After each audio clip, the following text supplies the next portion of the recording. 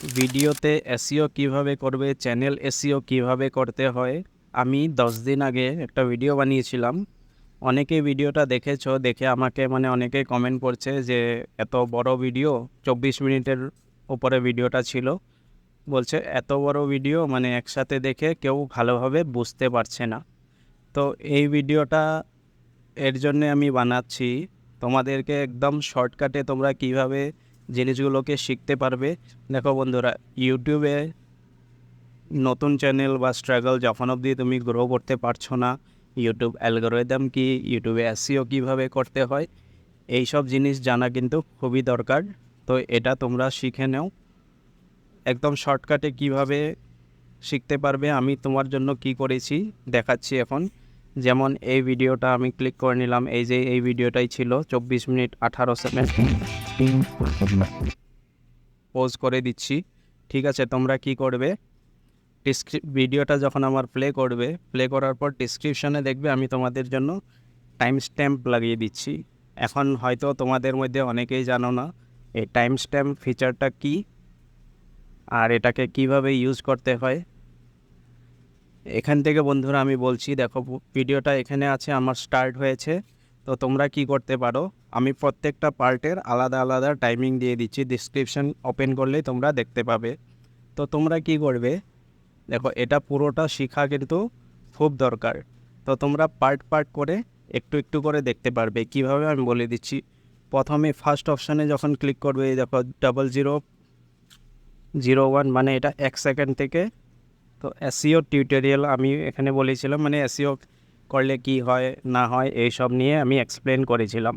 তো এটা তারপর 3 মিনিট 35 সেকেন্ড এই লেখাটাতে যখন ক্লিক করবে তখন কিভাবে এসইও চেক করতে হয় পেয়ে যাবে। দেখো অটোমেটিকলি কিন্তু স্কিপ হয়ে গেছে জায়গাটায়। তোমরা যখন এটা ভিডিওটা প্লে করে রাখবে ওটা কিন্তু অটোমেটিকলি চলতে থাকবে। ঠিক আছে, অটোমেটিক স্কিপ হয়ে গেছে। তো তোমরা এইভাবে এক এক পার্ট করে, তারপর ধরো এই যে এখানে দেখছো 9 মিনিট 50 সেকেন্ডে ক্লিক করলে দেখো 9 মিনিট 50 সেকেন্ডে স্কিপ হয়ে গেছে। তোমরা ওখান থেকে প্লে করে দেখতে পারো। তো এইভাবে তোমরা আলাদা আলাদা পার্ট, যেমন টাইটেল 16 মিনিট 45 সেকেন্ডে ক্লিক করলে 16 মিনিট 45 সেকেন্ডে তোমাদের স্কিপ হয়ে যাবে। তো তোমরা ওই পার্টটা ধরো টাইটেলের ব্যাপারে যখন তোমরা শিখবে, তো 16 মিনিট 45 সেকেন্ডে এখানে ক্লিক করলে তুমি শুধু টাইটেলটা তোমার আসবে। যখন টাইটেলের পার্টটা শেষ হয়ে যাবে, তুমি ধরো ভিডিওটা বন্ধ করে দিলে, তো টাইটেলটা আগে বুঝে নিলে তোমরা। ঠিক আছে, টাইটেল বোঝা হয়ে গেল, তোমার যখন পুরোটা বুঝে যাবে যে হ্যাঁ টাইটেল কীভাবে লিখতে হয়, কি কি করতে হয়, তারপরে ধরো আবার যখন ডিসক্রিপশন লিখবে তখন আবারও দেখতে পারো। এই নিচে দেখো আমি 18 মিনিট 20 সেকেন্ড দিয়েছি এখানে। তো এখানে ক্লিক করলে দেখো 18 মিনিট 20 সেকেন্ডে তোমরা স্কিপ হয়ে যাবে। তখন ওখান থেকে ভিডিওটা প্লে করলে ডিসক্রিপশন সম্বন্ধে কিভাবে করতে হয় না করতে হয় পুরোটা আমি বলেছি, ওই পার্টটা প্লে হবে।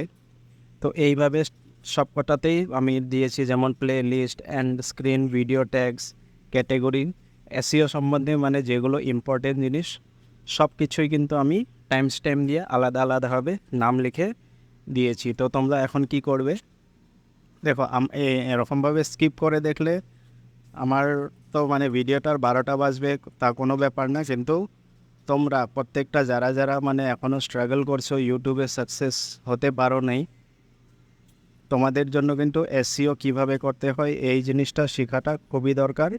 তাই ওয়াচ টাইমের তো কোনো ব্যাপার না, তাও যদি তোমাদের মনে হয় যে না ফুল ওয়াচ টাইম দিয়ে দিই, তো তোমরা একবার ফুল ভিডিওটা প্লে করে দিও, না করলেও কোনো ব্যাপার না। কিন্তু তোমরা এইভাবে একটু একটু করে পুরো জিনিসটাকে শিখে নাও, আমি এটাই চাই। তাছাড়া অ্যালগরিদম কীভাবে কাজ করে দুটো পার্টে আমি বানিয়েছিলাম ভিডিওটা, ওই ভিডিওগুলোও দেখে নিও, তোমাদের অনেক কাজে লাগবে। তো ভিডিওটা বেশি বড় করছি না, এখানেই এন্ড করছি। টাটা।